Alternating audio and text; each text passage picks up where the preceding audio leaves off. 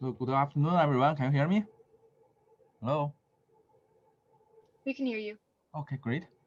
And so let's continue where we left on last Friday. And on last Friday, basically we're introducing the concept of the stream function, right? So it's like if you have the two-dimensional flow, and if they are incompressible, for example, so that we can, derive the, stream function, right? And those stream function, the meaning of the stream function is that if we make a stream function equal to constant, okay, and by the definition of the stream function, we know that, that line will be just a streamline, and also we know that, you know, the the difference of the two stream function values between the two streamlines, right? We will just give you the volume flow rate between the two streamlines. And after that, we starting to talking about, we try to go working towards the momentum equation. And momentum equation is, we do it by two parts. Because from the Newton's second law, we have the force equal to ma, right? So we first working on the kinematics part, right? We want to see that how can we describe the fluid motion in a control volume. Okay, we want to see that how those acceleration terms, is can be related to the velocity field in the control volume. And the second part, after we are able to the kinematics, we will go to the kinetics, right, and try to finally get the momentum equation. And for the motion of the particle inside the control volume, right, we can decompose the motion into four parts, right? It can be the translation motion. Basically, it's like the moving. Okay, it's just directly something like the uh, you know you just have a translational acceleration moving with this particle. It can also, like, this particle itself can rotate it around some axis, and also that after this particle is moving to a new location during a small time interval, the particle itself can also be deformed, and the deformation can be classified into two kinds of deformation. One is the angular deformation, which is the angle, okay, between the two edges of this particle is changed. Another one is that it's called the linear deformation. The angle will not be changed, but the length of this edge, okay, will be proportionally changed actually. So we're working one by one, and we're first working on the translational motion of the particle. We want to derive expression to derive the acceleration, translational acceleration of this particle, and regarding to the velocity field. Okay, and we working on it, and we finally got this result in the last lecture. Okay, and be careful about this one, because originally people were thinking that your acceleration, right, can be just equal to dv of dt, based on the definition. Okay, but it turned out that it will not be equal to this one in this case. Okay, the reason is very simple, because that the velocity we have here is a velocity field. In other words, this is a velocity, with Euclidean fluid description. Okay, so in this case, because v is a function v of x, y, z, and t. Okay, so this is a Euclidean. So you won't be able to do that. Okay, but if this v is a function of v just of t for this particle, we have this velocity in the Lagrangian description, then this will work. Okay, and because the velocity is a velocity field, when anytime we say that velocity field, acceleration field, when you have this word field, that means that this is for this Euclidean description, okay, of the fluid field. And when you have this v is a velocity field, when you try to calculate the acceleration of this particle, okay, it will include in two parts. Okay, And three terms. These three terms is regarding to the you know, the convection. Okay, or in another word is like the motion of the fluid, due to the motion of the fluid. And the last term is the acceleration. Okay, you know, due to the time on this you know, on this point. Okay, and with this the notation, okay, we can derive a new you know, special derivative. We're using this large D, you know, for the definition to write this one. We call this a substantial derivative, and you can also call this substance or particle derivative or total derivative, whatever. Okay, so after we divide this derive this substantial derivative, we can see that okay, the acceleration of the particle will be just equal to the substantial derivative of the velocity. Okay, so in other words, this AP will not be equal to this small dv dt, but will be equal to this large dv and large this dt. Okay, and so to further illustrate that this you know, so let me write summarize. Okay, so this A of P will be not equal to B dv of dt, but it will be equal to this dv of dt. Okay, and to further illustrate this, we can do an example problem to showing you, you know, what's the difference that to calculate this acceleration, okay, through this Lagrange method, through this Euclidean method, or we can also try to, you know, try to derive from this A of P equal to d Vp of dt. Okay, so this is this method is the Euclidean method, okay, and this is the Lagrange method. And this p, small p here means the particle, okay? Just remember that the velocity of the particle is not equal to the velocity of field, all right? And we'll do an example problem later on for that. So this is the physical meaning of each term, okay? It's like a thing that you're telling you that the acceleration of the particle, if you're using the velocity field to calculate it, it will be including the two parts, the local acceleration, okay? The acceleration change around this local position, and also that the acceleration due to the convection. The convective means that the flow in motion, right? So this is like the contribution due to the flow motion for this acceleration of this particle. Okay. And so after we have this one, okay, and we got this one, and based on this definition, this convective acceleration can be also written in this term, okay, because that we know that this sigma equal to partial xi plus partial yg plus partial zk, okay, and then you do this v dot this nabla operator, okay.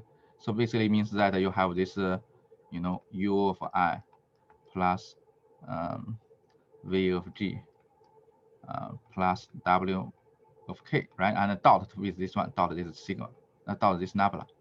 So you do this one, dot with this one, and you get what? You get u partial x plus v partial u partial y plus w partial z. You got this one. And then you apply to a new v vector to it, will be, you know, even this v dot sigma of this v here, this term will be just equal to, you know, this u partial x plus v partial y plus this w partial z again to this v, again to this v vector, okay? And this v can be uvw, so that if you let this v equal to u, you get the, you know, the acceleration on the x direction. Okay, so you make this u, then you replace u here, and this will become du dt. This will be ap of at the x location, at x direction, right? And then you can change this to du dt. Okay, so this is if you try to write the things in the vector form for the three-dimensional velocity vector. All right. So just knowing that what this term means here, how we derive this will be just equal to this one. Okay.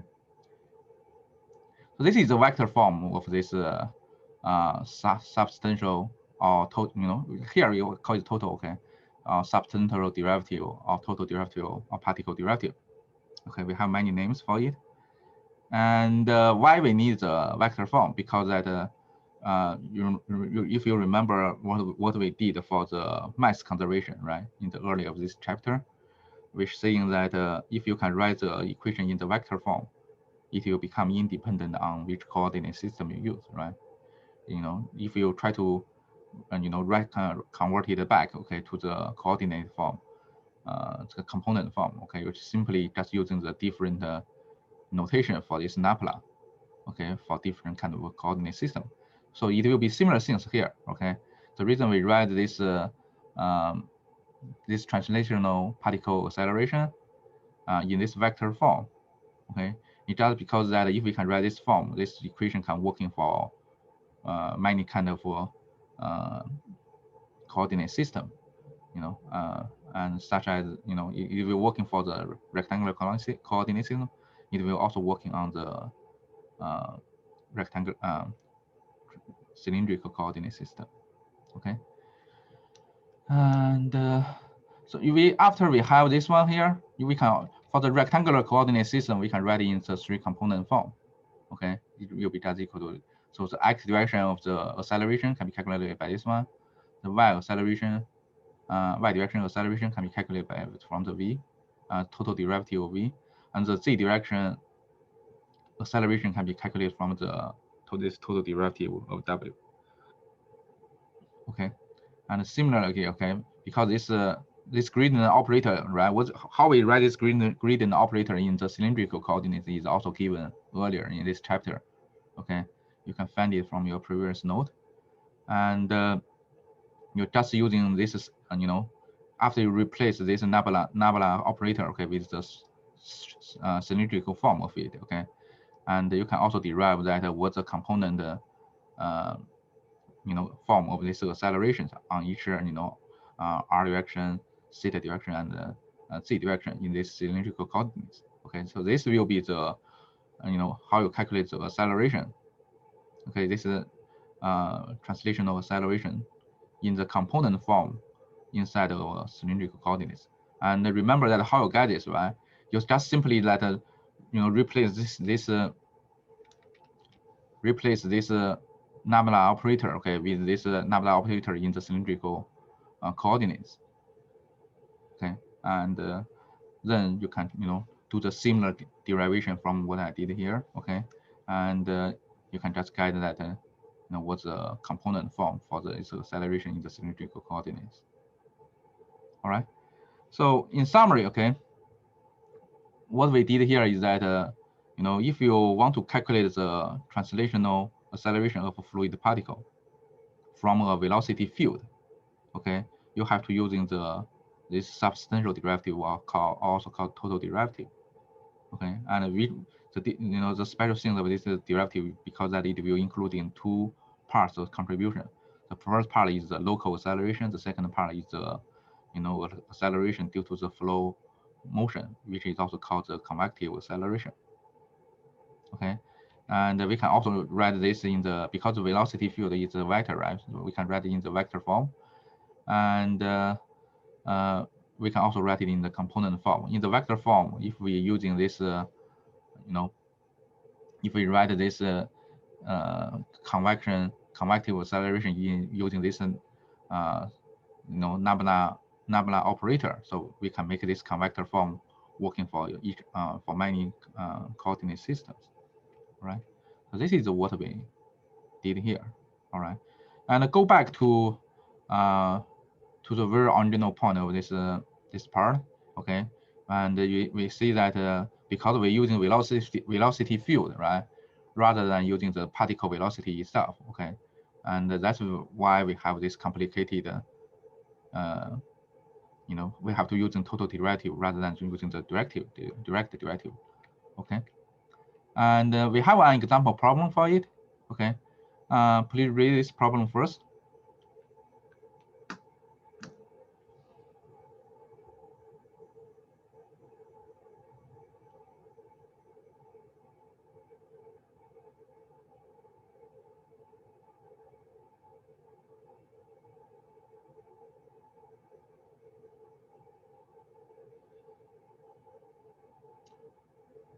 All right, so we have another, right, or channel, you can call it channel, and it's converge channel, so that the cross-sectional area is keep reducing, so that from the, if we assume is incompressible, right, so the velocity will keep increasing, so that the mass flow rate has to be conserved.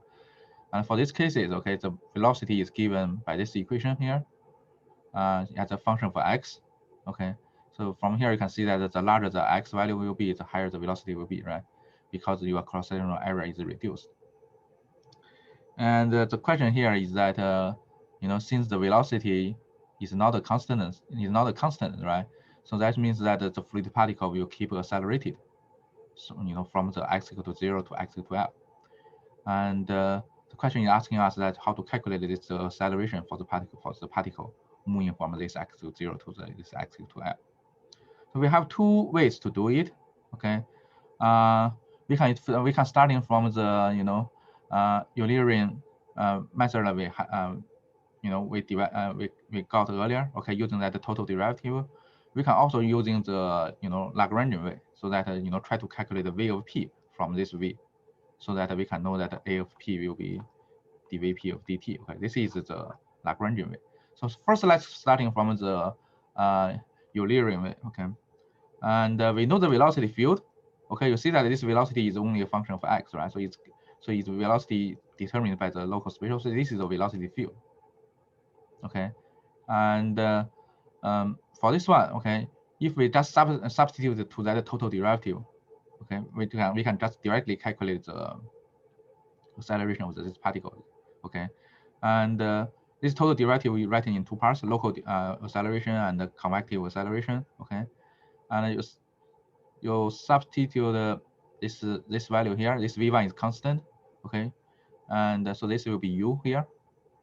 This is the u value, and you substitute this u value into it. Okay, this is the u value into it, and you get that finally. Okay, you can get that the acceleration of this particle. It turns out that this acceleration of this particle is also a function x, so this acceleration is not a constant. Okay, so it's also this particle acceleration is also keep increasing with x. Okay, so this is the way we do from using the Eulerian approach. You calculate this particle acceleration from a velocity field v, okay, directly using the equation we derived earlier. Okay, so using this concept of substantial derivative of this velocity field will give us the particle acceleration, right? So there is also a second way to do it. The second one is the Lagrangian method. The Lagrangian method is this a of p is equal to this d of v of p is dt, right? And this v of p is the particle of this velocity of this particle, and it's only a function of time, right? Because that when we measure this particle velocity, we keep moving with this particle, so it's only a function time for it. It will not be like the velocity field. V is also of x and t. No, okay, it's not related to x. So the first thing for ourselves is that to do is that if we want to use this this Lagrangian method, okay, we need to calculate what is Vp of t.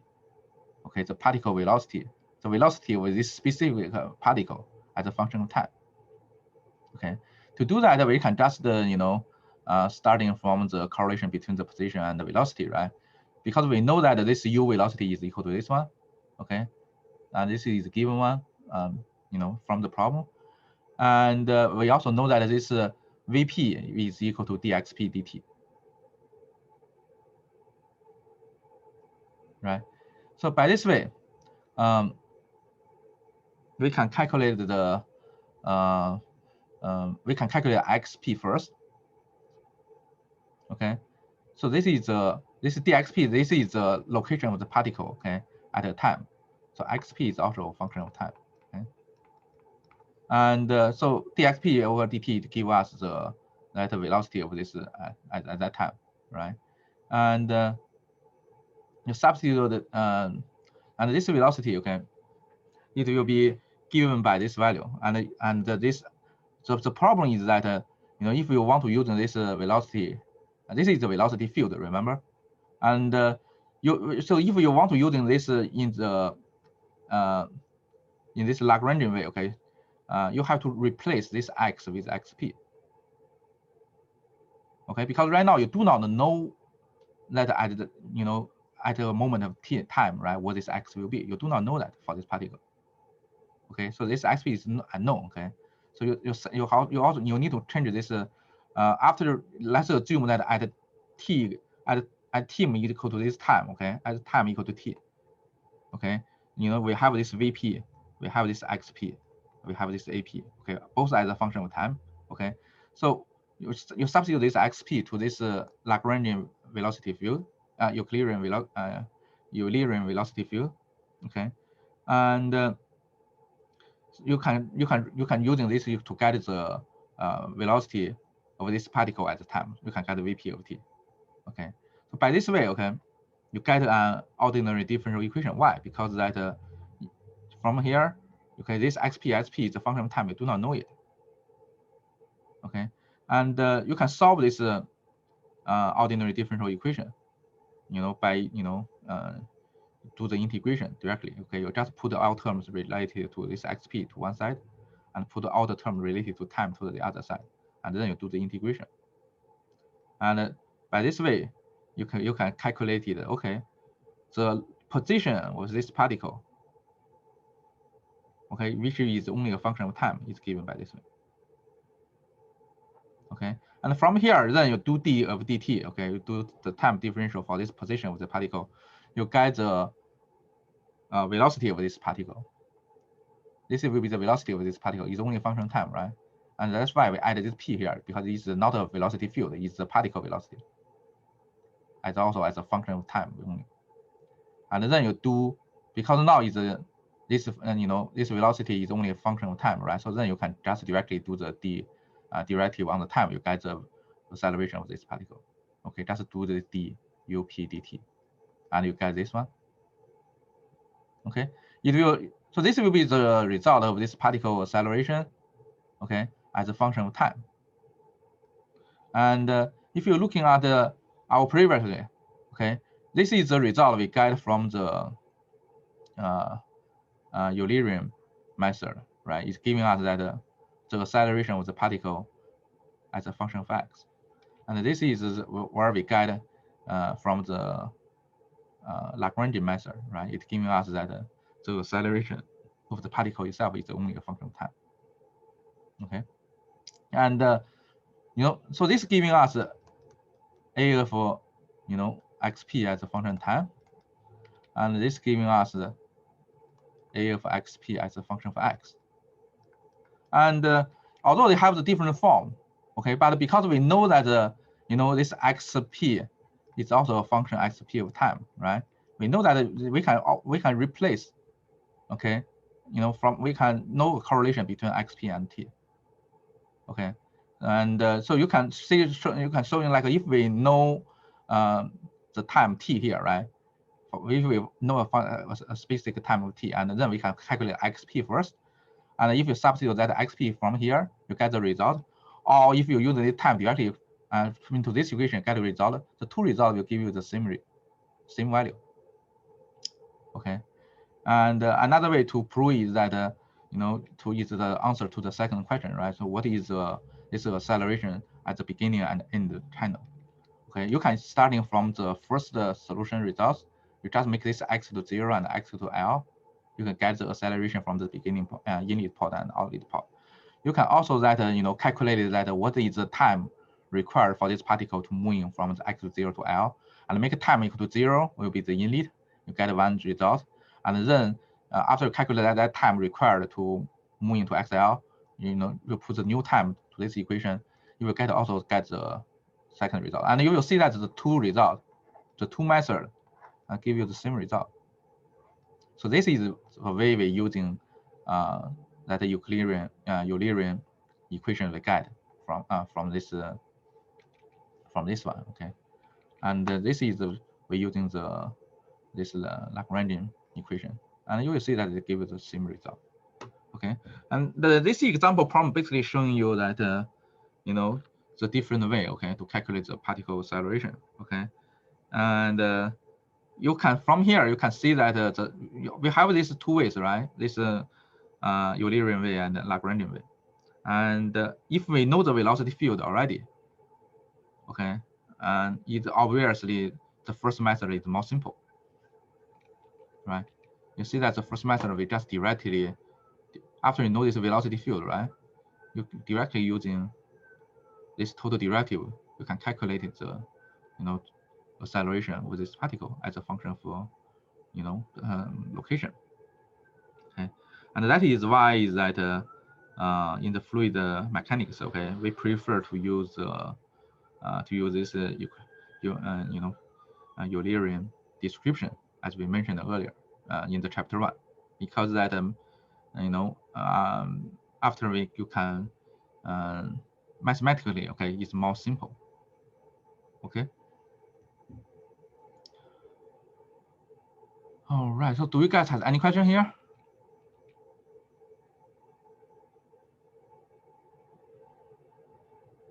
Anyone? No question? All right. So here we finish the first kind of motion, fluid particle motion, right? It's the translational motion. Remember, we have 4 kinds, right? The second kind will be the particle rotation. Okay. And another word is called the fluid rotation. And so when you have the rotation, right, it always is like this particle is rotated, related to some axis, right? So if like if we have this particle, right, and if this particle here, and if you have an axis here, and at this moment this particle is here, okay, and we have this theta angle to this, to some orange point. So let's assume this is x and this is n, okay. So this particle is rotation around this n axis, okay.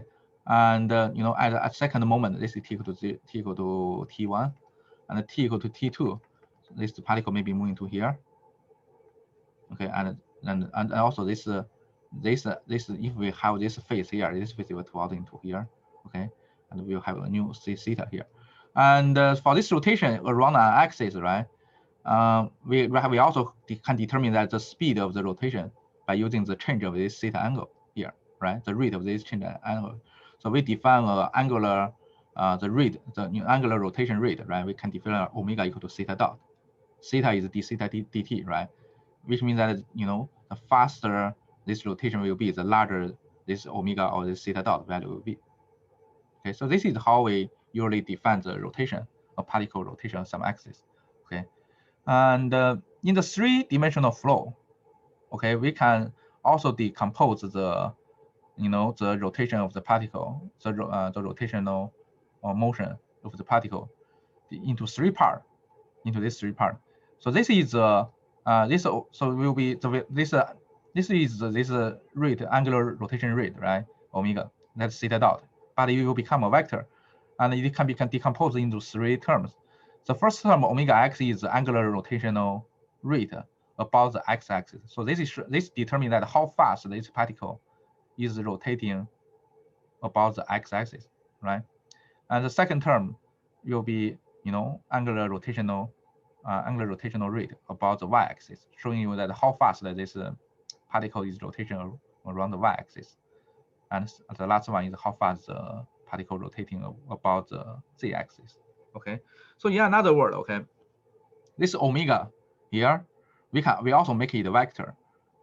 Okay, the value, the magnitude of this omega, okay, is giving you that how fast that this rotation rate will be, and the direction of this omega vector giving you that around which axis this rotation will happen.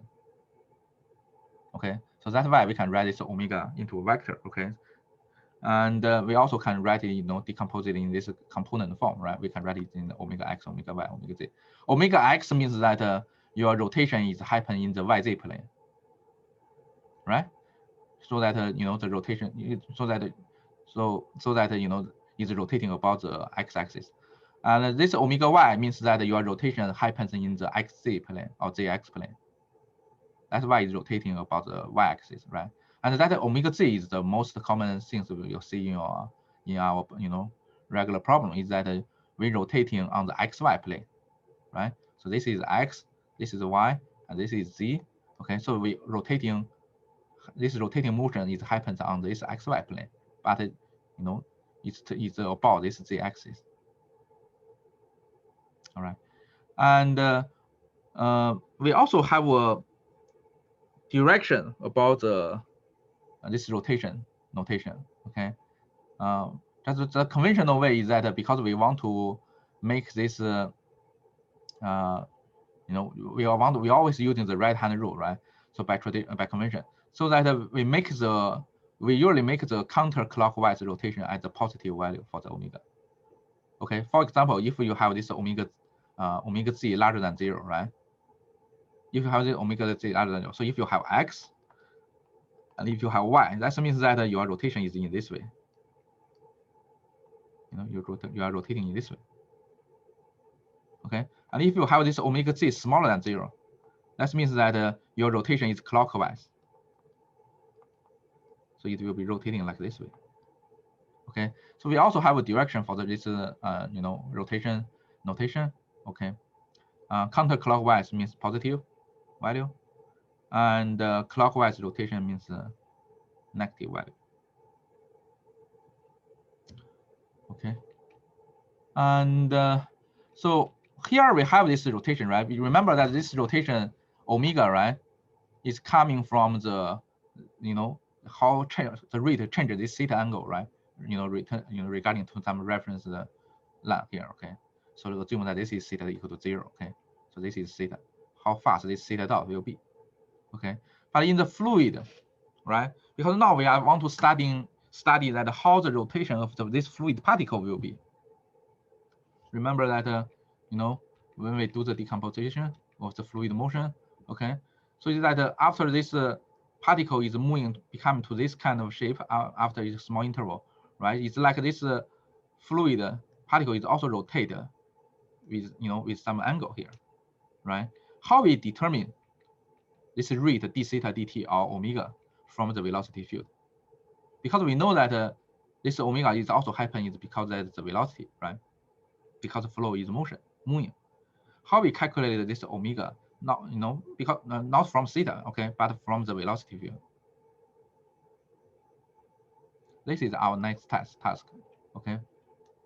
So it will beginning based on the this you know geometric way, okay. Let's assume, okay, let's make this consider a simple case. Let's consider the fluid you know, has a particle, okay, moving on the xy plane. Okay, we only have x plane and y plane. Okay, originally, okay, this particle is just in this rectangular shape. Okay, x direction, this particle length is delta x, and y direction, this particle length is delta y. Okay, and assume that after this particle moving, okay, after some time, you know, small time interval delta t, this particle will be coming in this way. Okay, which means that this particle is subjected to both rotation. Okay, because of the particle, you know, the angle is changed, so it rotated itself, and also you can see that this angle before is 90 degree, right? Now this angle is not 90 degree anymore, so it also has an angular deformation. Okay, so which means that this one can be decomposed into these two conditions. One is that this particle is has a just rotation. Another one is that this particle also subjected to angular deformation. Okay, so this one can be means that it can be decomposed into these two cases. Okay, so let's first look at this angle changes. Okay, consider this this edge OA. Okay, and after it's moving to delta t, right? This OA is moving to here, so which means that we create this an angle delta alpha here, right? So which means that if you look in this line OA, okay, it's moving counterclockwise for this line OA, counterclockwise to an angle delta alpha. Okay, and we from our convention, right? If you moving this line OA, okay, you moving in this counterclockwise motion, we make this delta alpha larger than 0. Okay, and then you're looking this line OB here, OB here. You can see that this OB is moving with a clockwise angle delta beta. right? And clockwise usually means that it's smaller than 0, right? So basically means that we have, you know, delta beta smaller than 0 for the clockwise motion. All right. So what's the overall effect of the rotation? So this you have a clockwise rotation. You have for delta alpha. You also have a counterclock. Sorry, this is counterclock rotation for the delta alpha, and this is clockwise rotation for the delta beta, right? So the overall rotation angle is what? Will be this one, right? Because you need to, when you have rotation, right, you need to consider the effect of the both, right? So it should be, you know, you should be from the clockwise value, right, minus the counterclockwise value minus the clockwise value, right? So maybe I should not write this way, okay? I write it in this way. Okay, so delta alpha is clockwise, delta beta is counterclockwise, and remember delta beta is always means that it's smaller than 0 when we calculate omega.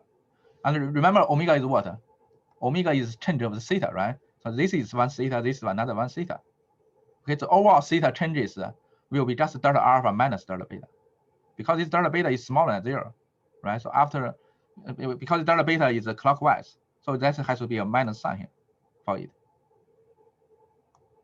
Okay, and then because that if this line moving this angle, this line is also moving this angle, right? So there is a symmetry here, right? Because that if this for this pure rotation, okay, if this OA is moving with alpha, the correspondingly, okay, this OB will also move in another alpha. So that's why that we also need to divide it by 1/2, because that this one add this one should be the contribution of this one plus this one, right? So actually, if there is no deformation, okay, angular deformation, this theta is this omega equal to theta dot, right? This theta things for this whole item without deformation to rotate with this small angle. This small angle should be 1/2 of this delta alpha minus delta beta, right? Why? Because that we consider that this delta alpha is positive, delta beta is negative, delta alpha minus delta beta should be the overall, this one plus this one. Okay, and also this one should be same, so that's why divided by 1/2. Okay, so by this way we get the rigid body counterclockwise rotation. Okay, rotation.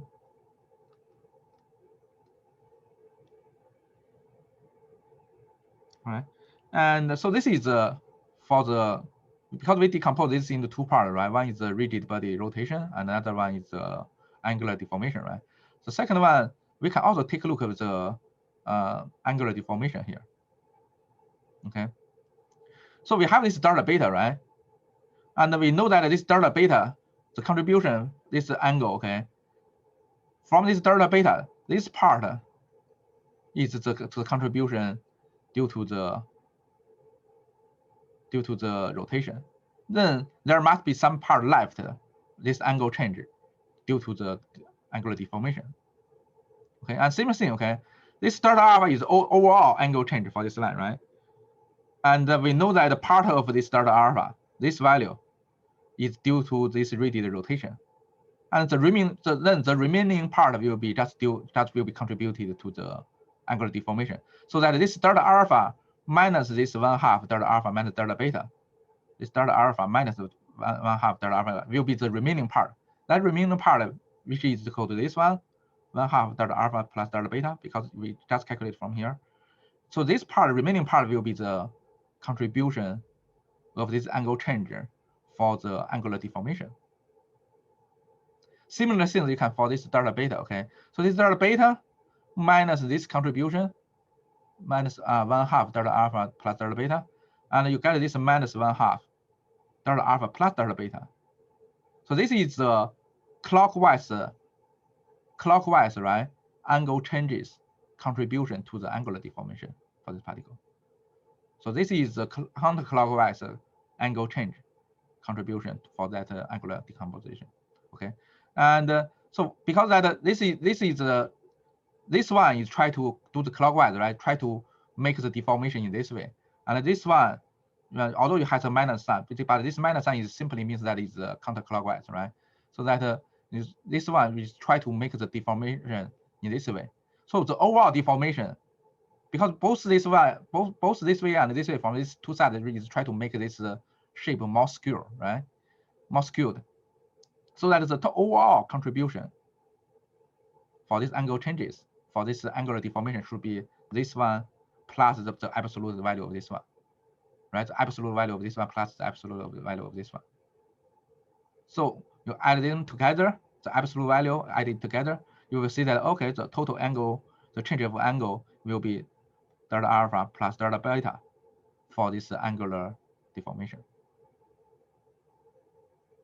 Okay, so it looks complicated, right? But in the final conclusion is pretty straightforward, right? So if you have this rectangular fluid particle after in the moving, with small delta t, and their shape is changed, and their angle for this OA and OB edge will create a counterclockwise angle delta alpha and a clockwise angle delta beta. Okay, and then for this motion, right, we can decompose it into two parts. The rigid body rotation part, that is the change of the angle. Okay, this is the rigid body rotation angle will be just equal to 1/2 delta alpha minus delta beta, and the overall, the change of the angle, right? Because before is 90 degree, right? And now it's changed to this one, right? So the change angle, this plus this one, will be just equal to this delta alpha plus delta beta. Okay, so this is from this way, we're showing you that how to calculate this what the angle changes for the rigid rotation and angular deformation. Okay, but we didn't stop it here. Okay, let's first talking about this this rigid body rotation, and later on we're talking about the deformation in the next topic. Okay, focusing on this rotation, we have the delta they will be equal to delta alpha minus delta beta. Okay, so this is so if we can do this d of dt of this value, it should give us the omega z, because this is the omega happen. This is rotation on the xy plane, right? So if we want to calculate omega z, we should do this way, right? Because this is the angle, and the change of this angle with time give us omega z, right? But how we calculate this delta alpha delta beta, right? How we calculate this delta alpha delta beta?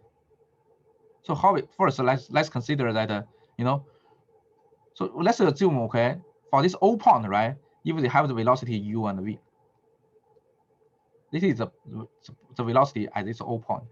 So what the velocity at this B point will be, right? So it will what? Will be u plus partial u partial y delta y, and v plus partial v partial y delta y, right? So this is the velocity at this point. And what's the velocity here from the Taylor series? So this will be u plus partial u partial x times delta x, and v plus partial v partial x delta x. This is the velocity at this point. Okay, and assume that, okay, originally t equal to 0. So this is location of t equal to 0, and this is the location for all this O point, A point, B point, okay, at equal to t equal to delta t. Okay, so during the delta t, was this point O moving horizontally and vertically? For this point O, okay, horizontally it will moving, x direction is moving u times delta t, right? On y direction is moving v times delta t. Then consider this particle A here. For this point A here, on the x direction, it will move what? Will move u plus partial u partial x delta t. Okay. On the y direction, it's moving what? It's moving with this v plus partial v partial x delta x. Oh, not v, partial y. partial v plus partial v. Yeah, this is partial x, yes, times delta t. Okay, and then the distance between this, okay, at t equal to 0, at t equal to 0, what this horizontal distance will be between O and A? It's just this delta x, right? Makes the delta t equal to 0. Okay, so that we know that at t equal to 0, right? So at t equal to 0.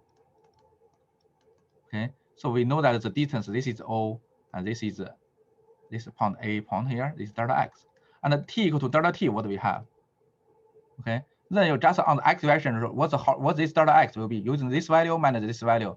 You're seeing that on the x direction, okay, they have further moving, right? So that there change of this x direction by this partial u partial x times delta x times delta t, because this one will be cancel. Okay, so at t equal to delta t, okay, so your x direction is increasing by this partial u partial x delta t. I'll write it here.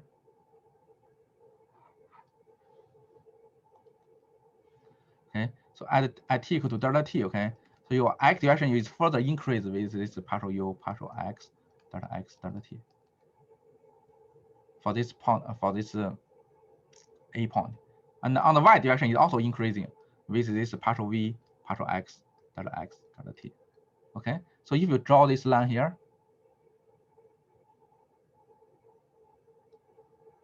okay, you draw this line here, okay, and this will be what? This value will be what? Will be this one, and this value is what? Will be this one. So by this way, okay, we can calculate what the delta alpha will be.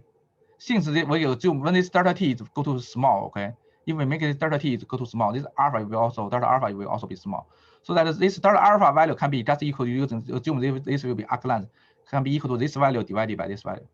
So that when delta t go to 0, your delta alpha should be equal to this value divided by this value. This is delta x times delta t. Okay. So it's like your delta alpha is almost like a partial u partial x over partial v partial x. And similarly, you can do the delta beta by studying this point B here. Okay. So yeah, another word, okay, this delta alpha here, if we know this delta eta value, okay, can be evaluated by this delta eta over this delta x. Okay.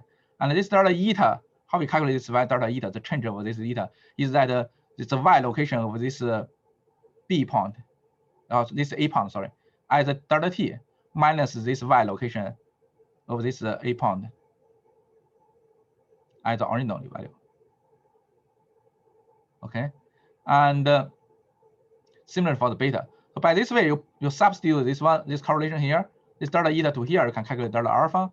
And similarly, if you calculate this delta epsilon, okay, not delta cosine, to substitute here, calculate for delta beta. And remember that our omega, right? Remember that we know that this omega is calculated from this d of dt, this value. Okay. So your omega z is limit delta t equal to 0. Okay, this value over delta t. Okay, delta alpha substitute into it, and you have, and minus delta beta should be just equal to this delta eta over delta x minus this delta psi minus delta y divided by delta t. And then you substitute this delta eta delta psi into here, delta eta delta psi with these two equations. Okay, you can get this correlation here. Okay, delta x cancel, delta y cancel, right? That's why we cancel, right? You get the alpha, beta. Okay, so this is alpha and this is beta. Delta alpha, this is delta beta, and also make delta t equal to 0. Delta t cancel, this cancel and cancel. So the only thing left is what? Is 1/2 partial v partial x minus partial u partial y.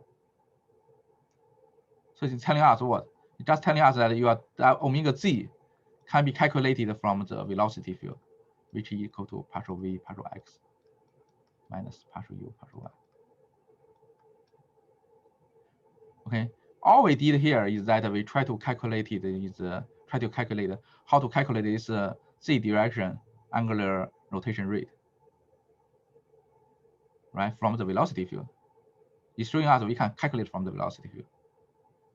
It will be equal to this value. And similarly, okay, we can calculate, if this rotation is happening on the yz plane, we can calculate omega x. And also, if the rotation happens in the zx plane, we can calculate omega y.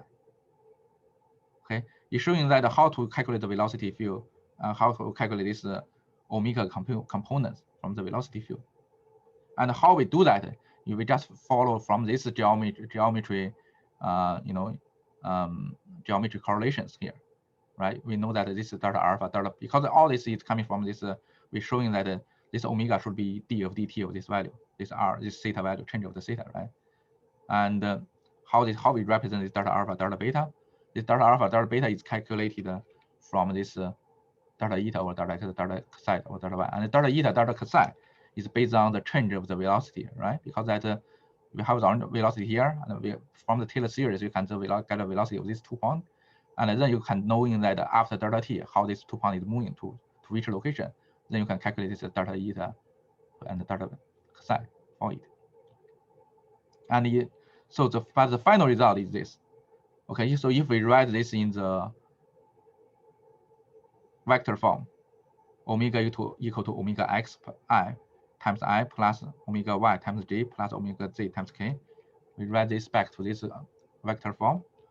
Okay, you substitute this, omega x, omega y, omega z into it, you will get the final result. So this showing you that how to calculate the angular rotation rate from the velocity field. Okay, remember that this is all your velocity is a derivative to the spatial coordinate, right? So that means that this velocity has to be your velocity field. Okay, so if you know a velocity field, you should be able to calculate the those angular rotation rate on the x direction, about the x-axis, about y-axis, and about the axis. Okay, the special thing is that you see that there is 1/2. This do not forget you have this 1/2 coefficient for it. Okay, so this showing you that how to describe, right, the rotation rate from the velocity field. Previously, we have the how to write those acceleration, right? The translational acceleration a, from the velocity field. And now we also have a function to show you that how to write this, fluid particle rotation from the velocity field. And this one here, the things you see, this is partial w over partial y minus partial v partial z, partial u partial z minus partial w partial x, partial v partial x minus partial u partial y. You may thinking that this looks very familiar to something, right?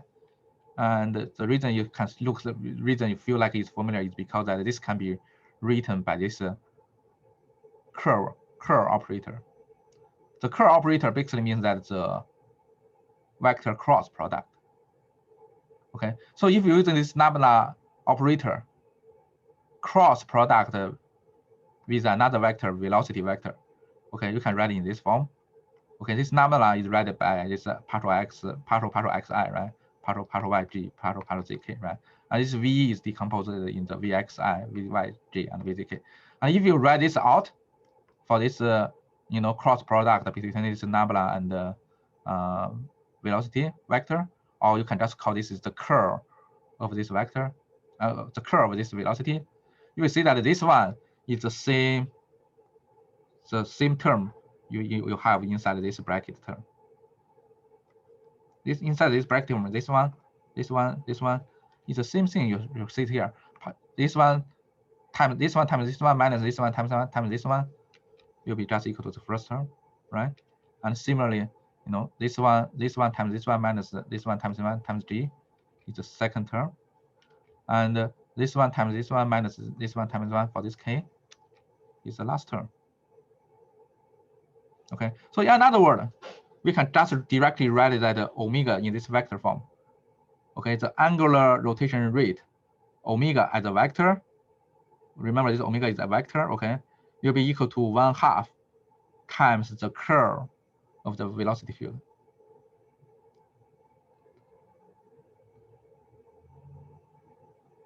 Okay, so it's showing you that the curve of the velocity field.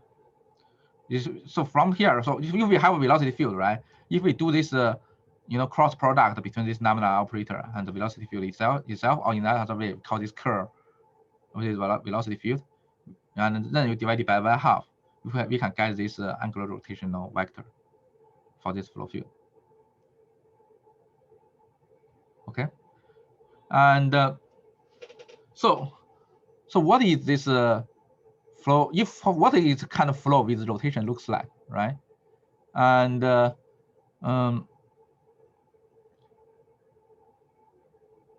so for example, okay, if we have this delta cross V equal to 0, so what does it mean? So this will telling us this omega will equal to 0, right? So which means that your flow is E-rotational. Okay, so basically that if your flow is E-rotational, in your flow there is no rotation. Okay, your cross, the curve of the velocity field should be equal to 0.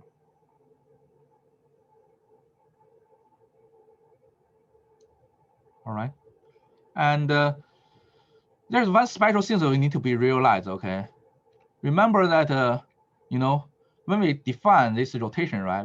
We consider this rotation with this particle is like the rigid rotation, which means that the rotation with this particle is we have this rigid body, means that you can assume this fluid particle when doing this rotation is like a solid. Okay, just like if here rotate with this angle, at the end will rotate at the same angle. Okay, because that the shape is not changed. And you need to be careful, like when you consider the fluid rotation between two things. Okay, it's not the same thing like the rotation of the fluid particle, and if you have a streamline, it's circular. It's not the same thing. Okay, so fluid rotation particle. Okay, for example, let's assume this is a streamline. Okay, here, and let's assume we have a fluid particle here. Okay, and at this t equal to t1, at t equal to t1, and this particle, I assume that this face, okay, is facing toward this center O here. And then at a new time, this particle, this face, okay, at t equal to t2, the same face, their direction will also oppose to this center point. So in these cases, we call this is rotational flow. Why? Because that if you're looking, if we would look at this particle, right, we see that this particle itself is also rotating on this z direction. Assume that this is x and this is y. Okay, you see that this particle itself is also rotating. Why? Because that originally is on this face is to here, right? Now the face of this direction is changed. So that means that this particle has to rotate it in this counterclockwise, right? But if you consider the second case, it's also streamline circled.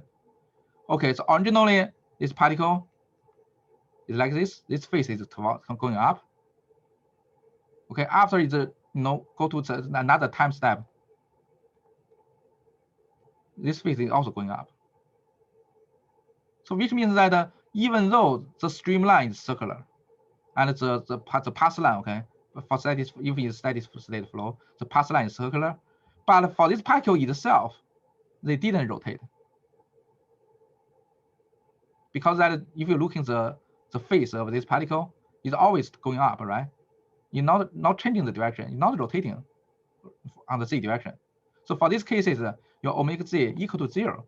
This is cases for these cases, omega z is not equal to 0. So this one is rotational flow. This one, even your particle is moving with this circular streamline, is still irrotational. Okay, so this one is just like you have a translational motion, but this translational motion is in a circular path. This one means that it has both, translational motion in the circular path, also the rotational moving of this particle itself, because it's also rotating itself. Because you see that this phase is keep changing the direction. This one, the phase of this particle is not changing the direction. So be careful about these two cases, okay? It's not like when you see a flow, okay? You see some circular streamline, then you see that, okay, the flow will be rotational. No. Okay, even for these cases, okay, you have this circular, you see some this vortex, you see some this vortex flow, right? You see some, like, for example, you see like your streamline is something like this way, okay? Something like this. It doesn't mean that it's rotational. Okay, rotational or not, okay, flow is only determined for this particle itself, whether or not they have the rotation about an axis. It doesn't relate it to the translational motion of it, the path of the translational motion, whether or not it's circular or not. Okay, but you can also get it from here. Okay, if you have nabla cross product of this v vector is not zero, then you know that it's rotational. And if this curl operator on this vector v is equal to zero, then we know that it is irrotational. Okay, so be careful about these two cases. Okay, and we have this fluid rotation, right? From the statics, we know that if you have a rigid body, right? The only way, if this rigid body is originally doesn't rotate, okay, and if the only way you want to make it rotate is that you put a torque on it, right? And when we consider the force working on this particle, right, we have the body force, we have the surface force, right? The surface force also can be classified into the the normal direction surface shear force, normal stress, and shear stress, right? Surface stress. And between these three kind of things, the body force, the normal stress, the shear stress, only the shear stress can provide the torque. The normal stress is the pressure. Pressure won't give you the torque. The body force is the gravity. It won't give you the torque. So only the shear stress will give you the torque. So in another word, okay. So if it's fluid, it originally fluid is no rotation in the beginning, okay. And if you want to make it become a rotational flow, the only possible way is you apply a shear stress force on it. And what is the most common shear stress force we have is the viscous force, right? Because we know the viscous force is a kind of shear stress force.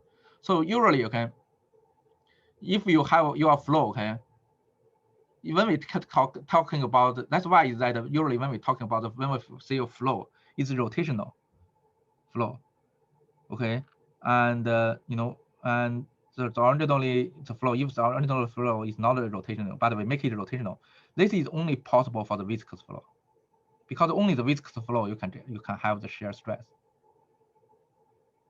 right? So if flow is inviscid, you won't have shear stress. Like if you make mu equal to 0, viscosity equal to 0, you don't have any shear stress.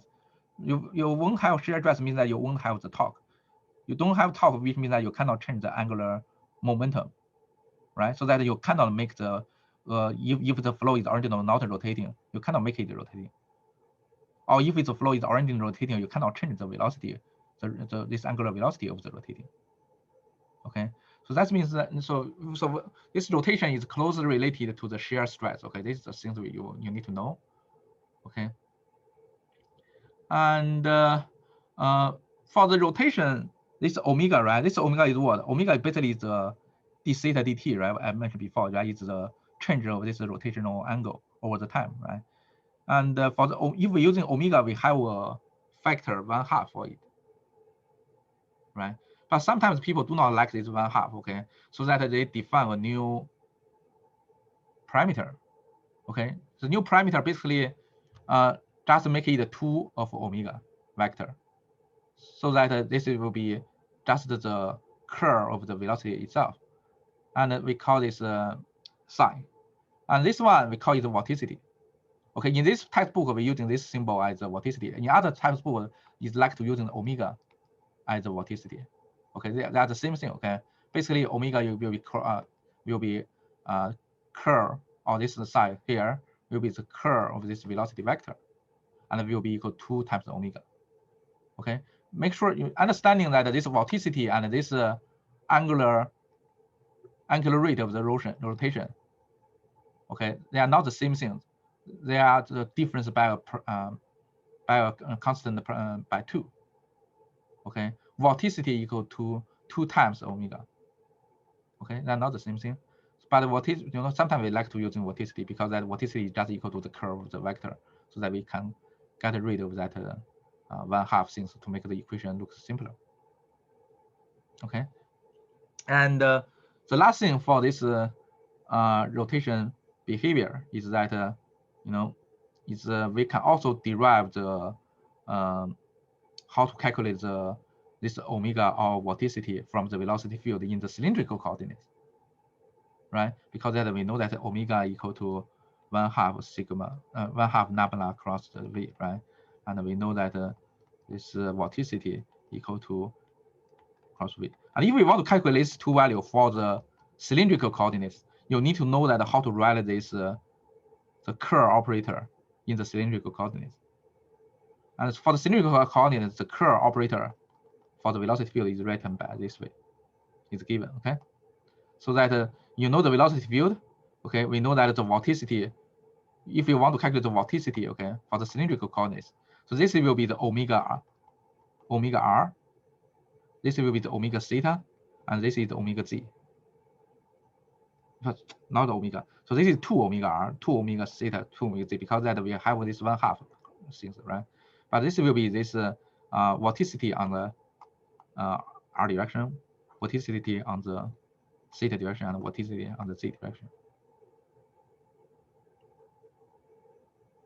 Okay, so this is for the rotation. And the last thing is about the rotation is that one more thing that we want to introduce is that we have a new parameter which we will also is also used to measure that how the flow is rotating. Okay, and this parameter is called the circulation gamma. What's the circulation? The circulation basically means that if you have a closed path, right, and then we want to integrate all this the tangent direction velocity component on this path, because this v dot s, right, this v is vector v, and this s is this curve, this closed path on this closed path was this curve direction. So you have a dot product means that you make this become the tangent direction on this s. Okay, basically it means the projection on this s. Okay, so this we define the gamma. Okay, we can use an example. Let's assume that this C curve, this C path, right, is will be closed path, just as the same path we defined before for this rectangular particle, fluid particle.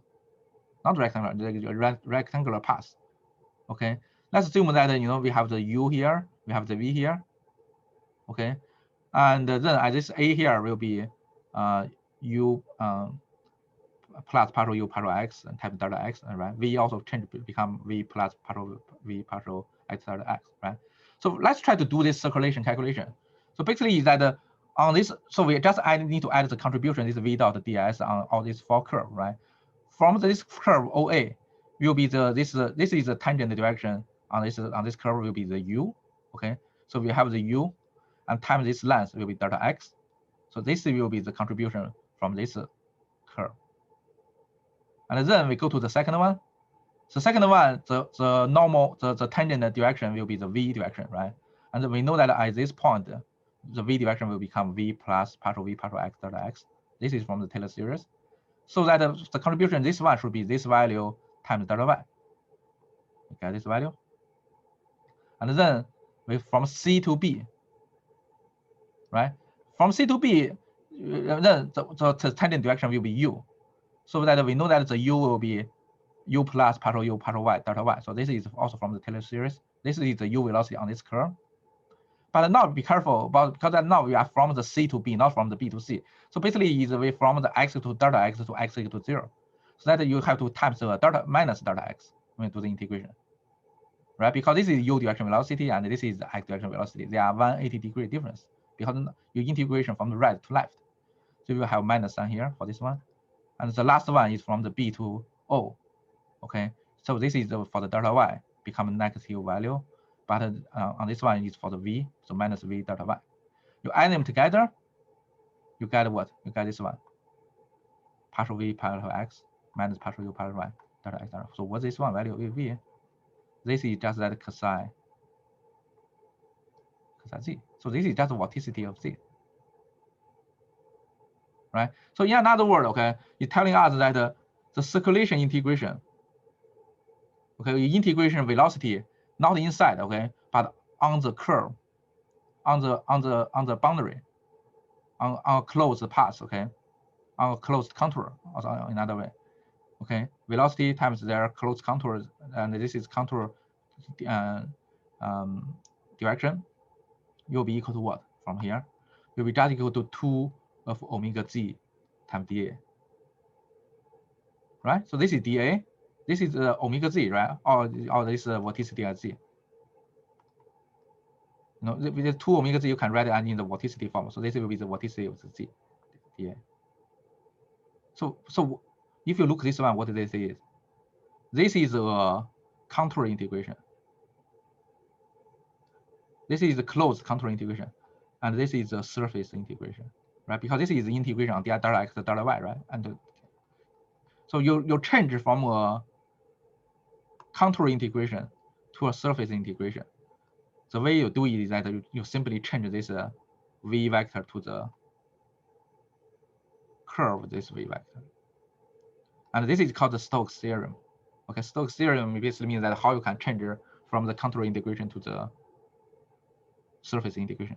Okay, yeah, another word, okay, for the flow, the circulation is gamma around a closed contour will be just equal to the total vorticity enclosed within. Okay, so which means that you know, this circulation, okay, can be calculated instead of using this contour integration. You can directly calculate this circulation on a closed contour by doing the surface integration inside this area by using the vorticity of this, you know, of this velocity field. Okay, so this is another concept of this how we another parameter introduced for the circulation. Okay, so now we introducing 3 things, right? Parameter. Do not be confused with them. Okay, the first term we introduced this is omega. Omega is a vector. They are called the, you know, the rate of angular motion. Okay, and so these vectors it is defined by this 1/2 this curve of the velocity field. The second one parameter we define is the vorticity.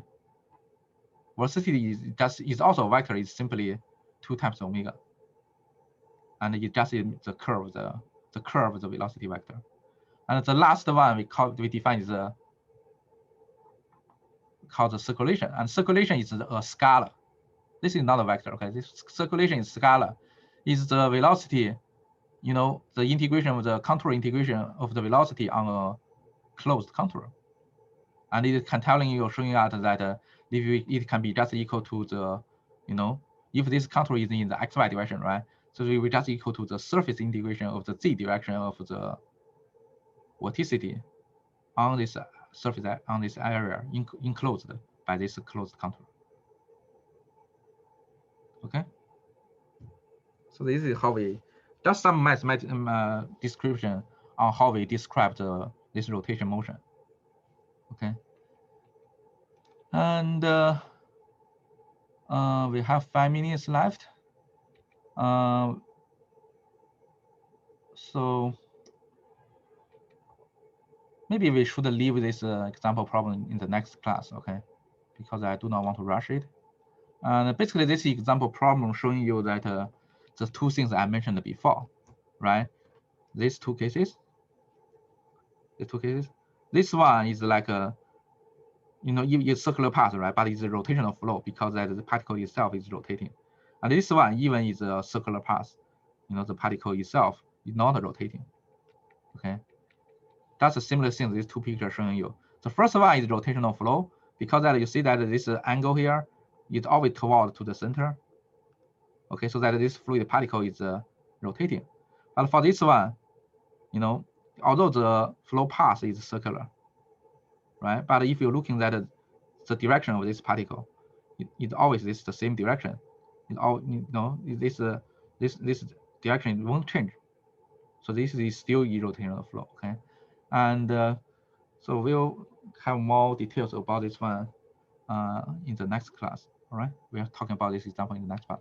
And after that, after we finish rotation, we will go into the deformation. Okay, we have two kinds of deformation: the angular deformation and linear deformation. For the angular deformation, actually we already do a lot of work for the angular deformation, because that you know, from our study here, we are already knowing that the angular deformation, the overall angle is this one, delta alpha plus delta beta, right? This angular deformation, and then we make this dt equal to 0. We make this d of dt this one, so we can knowing that for the angular deformation, you know, what the rate of the deformation will be. So that will be simple, because we're already, you know, working on it already. Okay, and then the linear operation, and then the linear deformation. After that, we will go to the we will go to the momentum equation. We try to correlate the particle kinematics with kinetics using the second law, so we can derive the what in the control volume.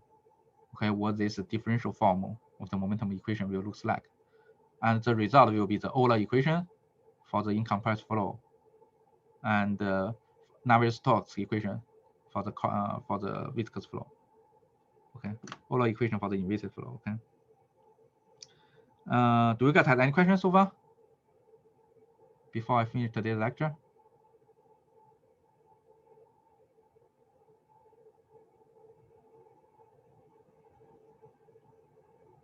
No?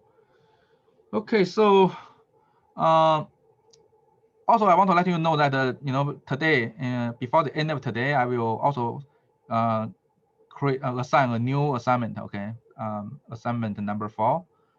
Basically is for this chapter 5 things, because we already finished most of the stuff. Okay, and by next week, by Friday, we should finish this chapter, so that I will assign a new assignment for it on the Valley Plus for it. And I will also give you 2 weeks for this new assignment, so that you know, before the next midterm, you know, you should be ready. All right. If there is no question, I will see you guys on Friday. Okay. Professor? Yes. So when is the homework 4 due? Homework 4 will be assigned today and will be due in 2 weeks. So it will be also Monday, right? So 2 weeks from here, Monday will be. It's like it's the same week we have the exam, the second exam, because our second exam is on Friday, right? But that Monday will be due for this homework. Thank you. Yeah. So I forgot to check the calendar. Let me find it for you. I think it will be November 9. November. So today is November 26th, right? So, today is October 26th, so it will be November 9th, it will be due. And November 13th, we will have the exam. Thank you. No problem. Yeah. All right. So no question. I'll see you guys on Friday. All right. Take care, everyone. Have a good day. Thank you, Professor. Bye. Yeah.